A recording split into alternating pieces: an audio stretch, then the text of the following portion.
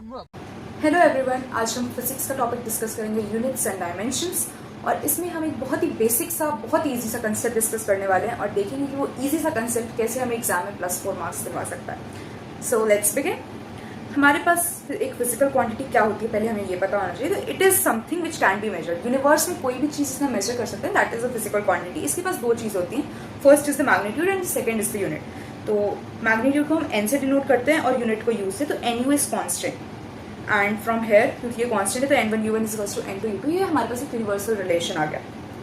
एक एग्जाम्पल मैंने यहाँ पे दिया हुआ है 1 kilometre is equals to 1000 metre की, कैसे हमने one system of unit to other में कन्वर्ट किया है।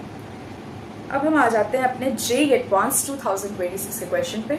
तो ये वो क्वेश्चन है जो एक्चुअल में जेईई एडवांस के पेपर में अभी इसी ईयर आया है और ये मेरे भी एग्जाम का क्वेश्चन है, तो मैं आपको अपना एक्सपीरियंस भी शेयर करके बताऊंगी। पहले इस क्वेश्चन को देख लेते हैं।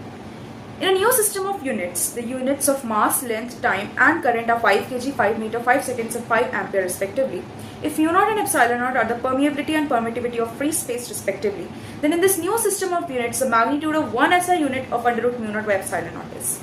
ठीक है, ये क्वेश्चन पढ़ के पहले थोड़ा सा अजीब सा आपको लग रहा होगा और इसमें कई चीज़ें ऐसी भी होंगी जो आपने कभी सुनी भी नहीं होंगी, but let me tell you, यहाँ पे ये म्यू नॉट और एप्सिलॉन नॉट जो हैं, ये दो ऐसी चीज़ें जो आप 12th में आने के बाद कवर कर लेंगे इलेक्ट्रोस्टैटिक्स और मैग्नेटिज्म वाले चैप्टर में। But for the time being मैंने आपको इनकी यूनिट्स यहाँ पे दे दी एंड ट्रस्ट मी, ये सबको आ जाता है। This is not something very difficult, it's very easy. ये सब बच्चों को पता होता है कि म्यू नॉट की क्या यूनिट है, एप्सिलॉन नॉट की क्या यूनिट्स है और क्या डायमेंशन है इनके।